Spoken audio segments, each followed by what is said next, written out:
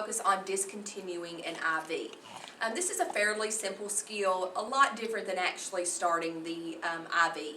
So the equipment that we're going to need for this skill is going to be some non-sterile gloves, some alcohol, and the purpose of the alcohol is only to get the tape off of the skin. We're going to need some type of gauze, which is typically best, cotton ball, something that we're going to apply pressure to the site once we remove that catheter. Then also some type of adhesive. It can be tape, it can be some Coban, anything that your facility uses. And again, it may be a little bit different. So, I'm going to confirm my order, make sure that I have an order for this IV to be discontinued. So the next thing that I'm going to do is I'm going to come into the patient's room with my equipment, identify myself, identify the patient, let them know what's going on, and again, let them know this is going to be a much easier process than the IV being inserted. So I'm going to go ahead and put my gloves on. If my patient has running fluids, I'm going to go ahead and disconnect that first. It just allows you less tubing to deal with while you're trying to get the IV out. So I would go ahead and stop the infusion or pull down the roller clamp. Then I'm going to just take the tubing off of the saline lock. So just disconnect it. And again, because we're going to dispose of this, you can just hang it up. We don't have to maintain the sterileness of it because we're just going to throw it away. I'm just going to put that to the side. So now what we have is the patient's insertion site that has some tape and occlusive dressing, and then the catheter. So what we want to do is we want to take some alcohol to get the tape off of the patient's skin. And getting tape off skin can be very painful. So if you will take some alcohol preps and just rub it along your tape, it moistens the tape where it's easier to pull off and it's not so adhering to the patient's skin. Now, alcohol tends to dry rather fast, so if that one dries out, you just get another one. And you just keep working with the tape to get it apart from the patient's skin.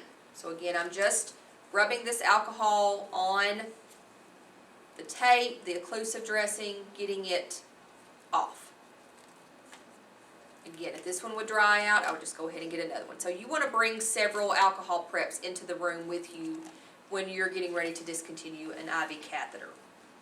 Now, at this time, I already have the tape off the patient's skin. Again, we don't pre-tear tape. We're just going to get it started from the roll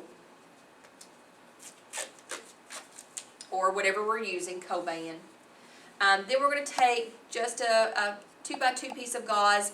I typically just fold mine up to give me just a little bit of pressure. Okay, just wad it up into kind of a thick square. Next thing I'm going to do is I'm going to put it at the IV site. Okay.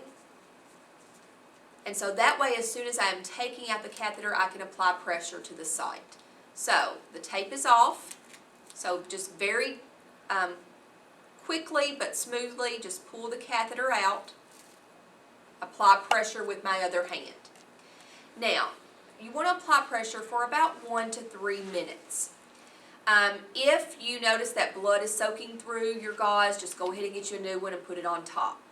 However, if your patient is receiving an anticoagulant, heparin, Coumadin, you may have to hold pressure any longer, maybe even anywhere from 5 to 10 minutes. Okay, so we're going to put pressure on that. Then, as we're applying pressure, we're looking at our catheter, making sure that it is intact. Anytime you take something out of a patient, you want to make sure that it is intact. You also want to note the color because that is going to tell you what size it was for documentation. So we're going to remove, or we have removed this 22 gauge IV catheter from their left hand intact. So it's going to go in the sharps. It's been about 1 to 3 minutes, we're going to say, so now we are ready to just put some kind of securing device, again, whether it's tape or Tegaderm, tear a piece of that off. And we want to put this on pretty snugly, Okay, so I'll just put it on and then pull with my hands to get kind of a nice pressure dressing there. Okay, again, we want to hold pressure first just to make sure it's not going to bleed.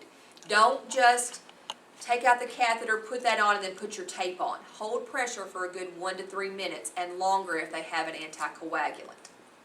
Kind of assess our site, make sure again that it's not bleeding through. If it is, we may have to redress the site. Once we get that IV out and we've dressed it, we're going to now take off our gloves, wash our hands, and now we're going to document. Again, it may just be documentation on the nurse's notes, or if the facility has an IV start or IV flow sheet, you would put it on that. Some things that you would want to document is going to be what we talked about, that the IV was removed intact, that it was a 22 gauge removed from the top of the left hand. Is there any redness or edema at that site? Okay, and then we're going to end with patient call, light, and reach, and any complaints that they have. Clean up our supplies. Again, making sure that catheter tubing is in the sharps container, and make sure we wash our hands before we move on to the next patient.